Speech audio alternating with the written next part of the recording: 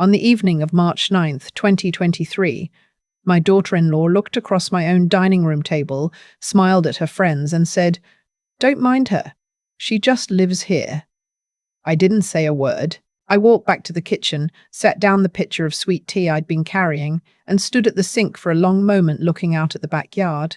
The dogwood tree my husband Eugene had planted the spring before he died was starting to bloom early that year. Pink blossoms, delicate and stubborn both at once.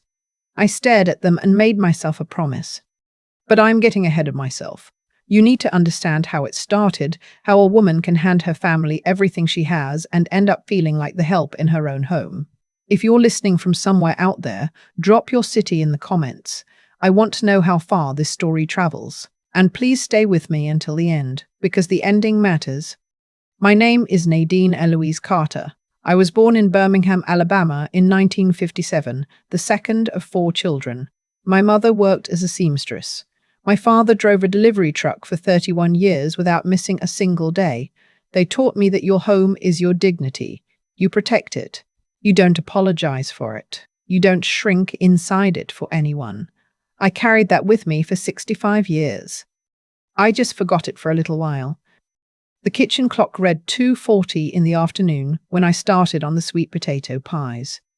Atlanta in late November is cool and grey, the kind of weather that makes the whole house smell like whatever's in the oven. I had 2 pies going, a pot of black-eyed peas simmering, cornbread batter resting in the same cast-iron skillet my mother had used since 1971. I'd been cooking since noon. My son had texted me that morning. "Hey, Mom, Renee's college friends are stopping through on their way to Savannah. Can they stay for dinner? Maybe 4 or 5 people." I'd said yes before I finished reading the message. That's who I was. That's who I'd been for 2.5 years since they moved in. Always yes, always fine, always I'll take care of it. Eugene passed in April of 2020, the first spring of the pandemic. Pancreatic cancer, quick and brutal and unfair. He was 64 years old and had been planning to finally take me to New Orleans for our anniversary. We talked about that trip for 20 years. We never made it. After he was gone, the house went quiet in a way I hadn't been prepared for. Not just the absence of sound, but the absence of weight, the particular gravity of another person who knows where everything is, who remembers why you bought that lamp, who understands what you mean when you say you're fine and knows you're not. My son and his wife had been renting a townhouse in Decatur. Nice enough place, not cheap. He'd been with the same logistics company for 7 years. She worked in pharmaceutical sales. They had a 2-year-old, my granddaughter Ivy, who had her grandfather's eyes and her mother's loud opinions. Life seemed stable, I was in the garden in early September 2020 when my son called. I always answered his calls on the first ring. Habit. He was talking fast before I even said hello. "Mum, I need to tell you something and I need you to hear me out before you respond." My stomach tightened. I sat down on the back steps. What happened? They're restructuring at work. My whole division. I got the call this morning. 2 weeks' notice and severance. The severance turned out to be 6 weeks of pay. Not nothing, but not enough. Renee's sales territory had just been cut in half due to some new regional structure at her company. Their rent was $1,150 a month. "Come home," I said. I didn't hesitate. "This house has 4 bedrooms. You come home, you save your money, you get back on your feet." "Mum, are you sure? We have a toddler. It's a lot of, I raised you in this house. There's room. Come home." The relief in his voice broke my heart open. "We'll stay 6 months, maybe 8, just until I land something." "Of course, don't worry about that. Just come home." When I hung up, I stood in the yard and looked at the house the way you do when you're really seeing it. A 4-bedroom brick colonial on a quiet street in southwest Atlanta. Eugene and I had bought it in 1993 for $148,000. We'd paid it off in 2012. It was worth somewhere around $410,000 now, though I hadn't had it appraised. Every room had a story in it. The pencil marks on the doorframe in the hallway where we'd tracked my son's height every birthday. The garden Eugene had built from bare Georgia clay over 15 summers. The kitchen where I taught my son to make biscuits and he taught me to make his grandmother's rice and gravy. This house was mine. legally, financially, completely mine. I remember thinking this is going to be good, some life in the halls again. Ivy's little feet on the hardwood. My son's voice at the dinner table. I remember thinking I was lucky to have family to fill the space. I remember thinking it was temporary. It lasted 2 years and 4 months. They arrived on a Saturday in early October. My son drove the U-Haul. Renee followed in her Lexus with Ivy strapped in the car seat, singing something I could hear before they even pulled in the driveway. My son hugged me for a long time at the door. Thank you, Mum. He meant it then. I could feel that he meant it. Renee hugged me too, lighter, quicker. We really appreciate this, Nadine. Not Mum, Nadine. I told myself it was just her way. She'd never called me Mum, not in 7 years of marriage. She was from Connecticut, raised differently. I told myself it didn't mean anything. Ivy ran to me and grabbed my knees, and I picked her up, and she smelled like baby shampoo and the particular sweetness of a 2-year-old who has been in a car too long. My granddaughter, right there in my arms in my house. That night we ate dinner together at my table, and it was the best evening I'd had since Eugene died. The first 3 months were good. My son helped with the yard. Renee kept the main bathroom clean. Ivy learned to say Grandma's house, which came out as Gamma House, and which I found so perfect I almost couldn't stand it. We split groceries roughly, no formal arrangement, but we shared. My son had interviews most weeks. He stayed positive. It started changing around month 5. Small things.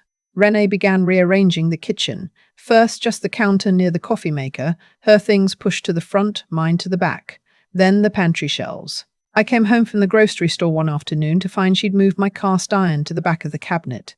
It was heavy, and she'd needed the shelf space, she said, for the air fryer they'd bought.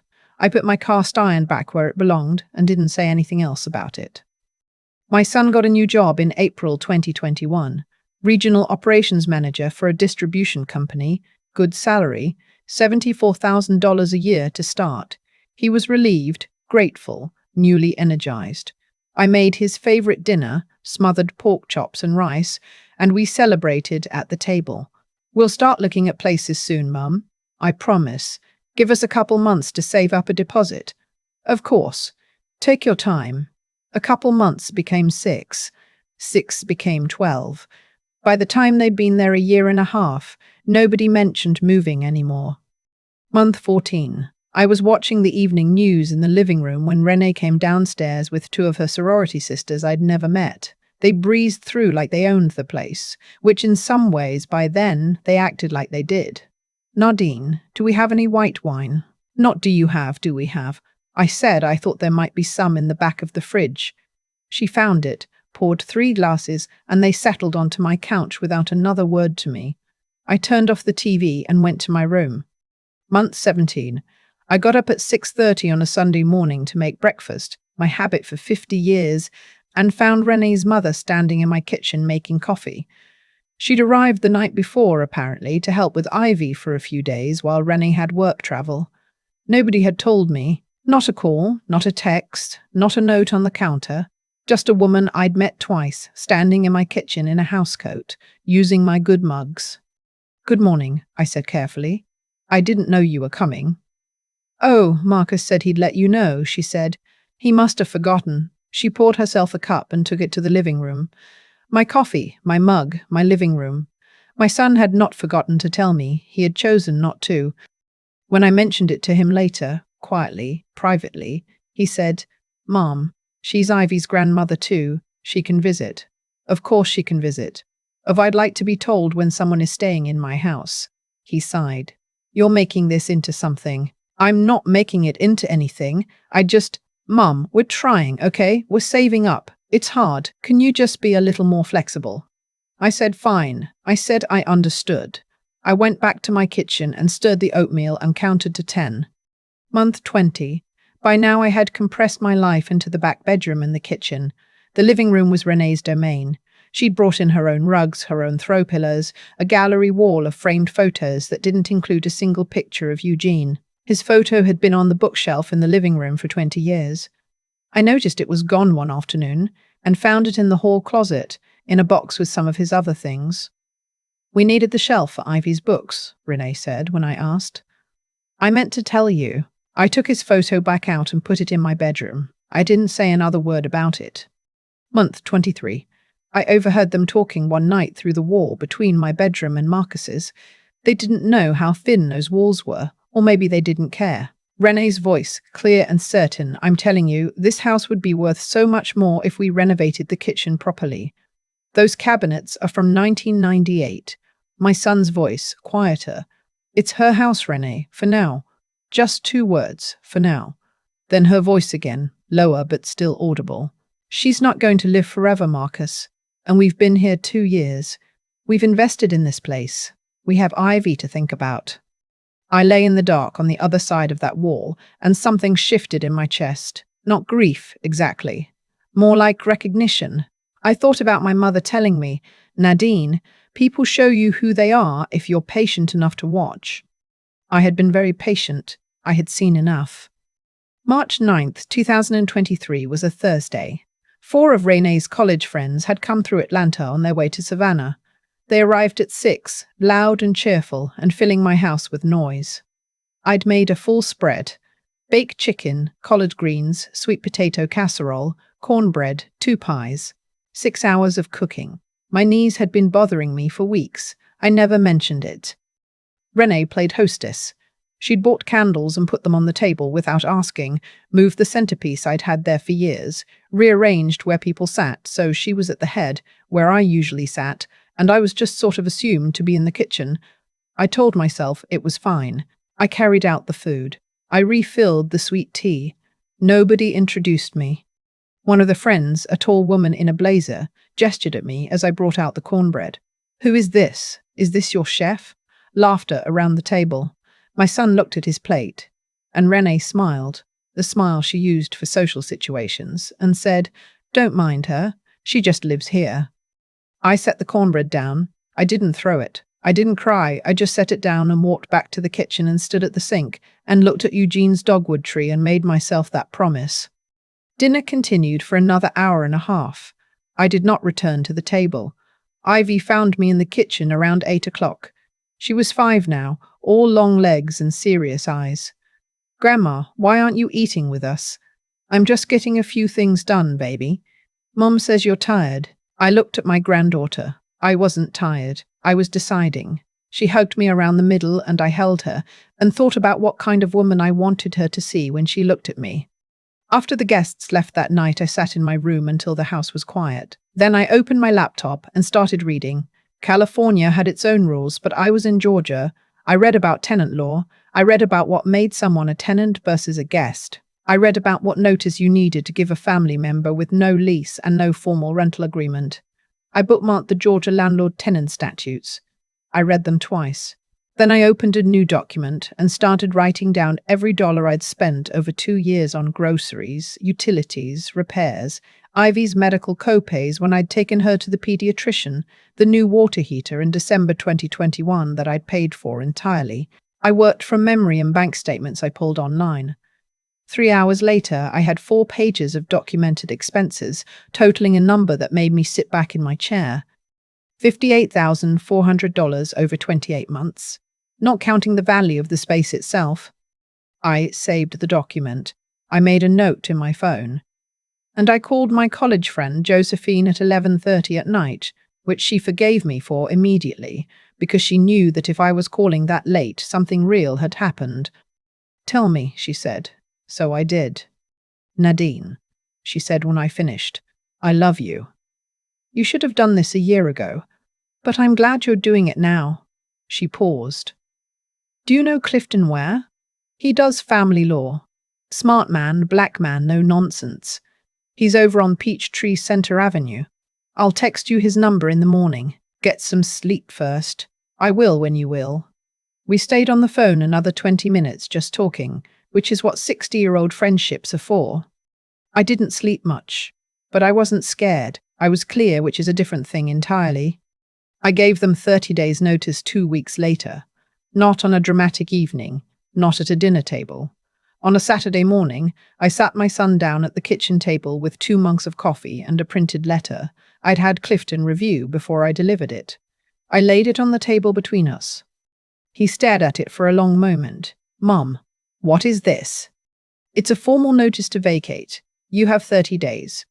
I've been very happy to have you here, and I love you, and I love Ivy. But this arrangement isn't working anymore, and I should have said so sooner. Because of the dinner, she said something rude, and It's not because of one dinner. You know that. He was quiet for a while. I watched his face. The defensiveness, then something underneath it that looked like shame. He knew. He'd known for a while. Where are we supposed to go? That's a question you can answer. You've both been employed for over a year. You have income. You have options. I'll help you with the deposit if you need it. As a loan this time with a signed agreement. A signed agreement? He said it like I'd said something foreign. Yes? I should have done that from the beginning. I didn't, because you were family and I trusted that to be enough. I've learned something since then. Renee came downstairs mid-conversation and understood immediately what was happening. Her expression went through several phases in about 4 seconds. You can't be serious. And completely serious. And completely serious. This is our home. Ivy goes to preschool 2 miles from here. You can't disrupt her life because Renee? Because I asked you to leave after 2.5 years, after you put my husband's photograph in a closet. She went very still. That photo was on that shelf for 20 years, I said. I wasn't loud. I didn't need to be. He built this house with me. He planted every tree in this yard. You put his picture in a box so you could put up an air fryer. And 2 weeks ago you told your friends I just live here, in my own home, that I bought, that I paid off, that I have never once made you feel unwelcome in, even when you gave me every reason. The kitchen was very quiet. My son was looking at the table. 30 days, I said. I'll have Clifton draw up the loan paperwork for the deposit whenever you're ready. I got up, rinsed my coffee mug and went to the garden. Ivy was playing in the backyard already, talking to herself the way 5-year-olds do, narrating some elaborate story involving a stick and an imaginary horse. I sat on the back steps and watched her and let the March air settle around me. They moved out in 33 days. Not 30, but close enough. A 2-bedroom apartment in East Point, $1,650 a month. My son signed a personal loan agreement for $4,000 for the deposit, witnessed and notarized repayment over 24 months. Renee didn't speak to me for 6 weeks. The morning after they left, I woke up at 6:15 and just lay there. No toddler sounds. No television through the wall. No one else's schedule pulling at mine. I made a full pot of coffee instead of half a pot. I sat in the living room, my living room, with Eugene's photograph back on the bookshelf where it belonged, and I drank my coffee in the quiet and did not feel lonely. I felt, for the first time in 2.5 years, like myself. Now here is the part people don't talk about, the part that came after the relief. About 3 weeks later, Clifton called me. He'd be doing some looking into things, as he put it, because I'd mentioned that my son and Renee had seemed more financially stable than they'd let on. He'd found something. Renee's company had paid out a relocation bonus when they'd restructured her territory, $18,000, distributed in late 2021. She had accepted it and not mentioned it. She had continued telling me they were struggling, that saving a deposit was hard, that they just needed a little more time. For 1.5 years after that bonus cleared, I sat with that information for a long time. I didn't say anything to my son right away. I needed to think about what it meant and what I wanted to do about it. I hadn't asked for rent. I hadn't asked them to contribute to the water heater or the groceries or the copays. They'd offered nothing and I'd taken less than nothing, which was fine when I thought they were desperate and a different thing entirely when I understood they weren't. I called my son on a Tuesday evening. I told him what Clifton had found. The silence on the other end lasted a full 10 seconds. Mom, did you know? Another long pause. I found out about it last year. So you knew for at least a year that she had the money and you said nothing. She said it was her money, that she'd earned it, that it didn't have to go toward what? Living expenses? In my house? He didn't have an answer for that. I want you to know something, I said. I'm not calling to punish you. I'm calling because I need you to understand what happened here, and I don't think you've let yourself understand it. Your wife made a choice not to tell the truth. And you made a choice to go along with it, and I made a choice to give and give and give, without protecting myself because I thought family meant I didn't have to. We all made choices, and we're all going to have to decide what we do now." He was quiet for a long time. "Are you going to sue us?" "No, that's not what this is. I'm talking to you because you're my son and I love you, and I'm not going to pretend that conversation at the kitchen table undid everything, but I'm also not going to pretend what happened didn't happen. I need you to reckon with it. That's all. That's everything." He said he understood. I don't know yet if he meant it. That part is still unfolding. The loan payments come on time every month. Renee has not apologized, not directly. My son came over alone in late May with a bottle of the sweet wine I like, sat at the kitchen table and said, "I'm sorry, Mom." 2 words for 28 months, but they were real. I felt them land. I made dinner. We ate together. When he left, I stood at the door and watched him drive away and thought about how love and accountability are not opposites. They never were. Ivy calls me every Sunday evening now. My son drives her over on the phone. She holds it herself, extremely serious about the responsibility. She tells me about preschool and about the imaginary horse that has apparently moved into her new apartment and has opinions about everything. She still calls it Gamma Health sometimes when she forgets herself, which she will stop doing eventually, but not yet. Not yet. I put Eugene's photograph back in the living room the morning after they left, and I haven't moved it since. Some mornings I stop in front of it on my way to the kitchen, and I talk to him for a minute. Tell him what's going on. He was the practical one, the documentation person, the one who said, "Nadine, always get it in writing." I didn't listen when it would have helped. I'm listening now. Last fall, I started a group at my church, an informal thing. Tuesday mornings in the fellowship hall, we call it Boundaries and Blessings, which I know sounds like a self-help book title, but we're working on that. 6 women the first week, 18 now, all of us over 55, all of us with some version of the same story, a child who needed help, a home offered in generosity, a slow erosion that we didn't name until the water was already at our ankles. We talk about legal protections, about loan agreements, about what it means to love someone and still hold a boundary, about the difference between being a soft place to land and being a floor someone walks on. Every single week, at least one woman says, "I wish I had talked about this sooner." Every single week, I say, "You're talking about it now. That counts." I am 66 years old. I have lived in my house for 30 years. I know where the draft comes in under the back door in January, and which step on the staircase creaks, and what the dogwood looks like at every season. I know what Eugene's voice sounded like first thing in the morning. I know what it cost us to build this life, and what it almost cost me to forget whose life it was. I am still here. My house is still mine, and I am never going to need someone to remind me of that again. I think about the dogwood tree a lot. Not the night of the dinner party, not the moment Renee said what she said, but the morning after, when I stood at the kitchen window with my coffee and the tree was just there, the same as always, doing what it had always done. Eugene planted it. It didn't need anyone's permission to bloom. That's what I'd forgotten somewhere in those 2.5 years. I had confused generosity with self-erasure. I had told myself that keeping the peace was the same thing as keeping my dignity, and it is not. Those are 2 entirely different things, and the cost of mixing them up was paid slowly, in small moments I kept talking myself out of. The remote control, the cast iron skillet, Eugene's photograph in a box. What I know now is that what happened in my house had a logic to it. Not a cruel logic, not a conspiracy, just the plain logic of what happens when one person keeps giving without limits, and the other person stops having to think about limits at all. Renee didn't wake up one morning deciding to be unkind. She woke up in a home where nothing pushed back, where every boundary she tested held air instead of ground. My son didn't choose to look away. He chose comfort over courage again and again, until looking away became a habit he didn't even notice anymore. I let that happen. My generosity was real, but so was my silence, and silence has consequences just like words do.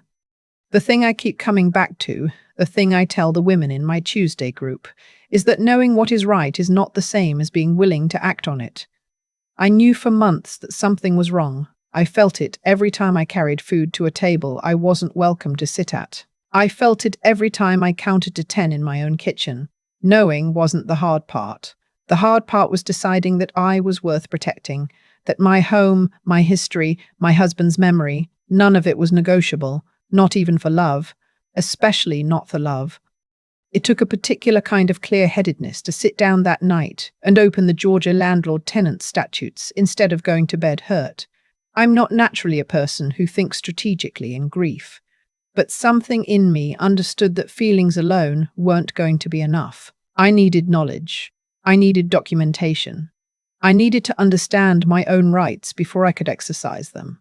That clarity, that decision to be as smart about protecting myself as I had been generous in giving, that was what changed everything, not the confrontation, the preparation before it. And then there is the question of what it costs to follow through.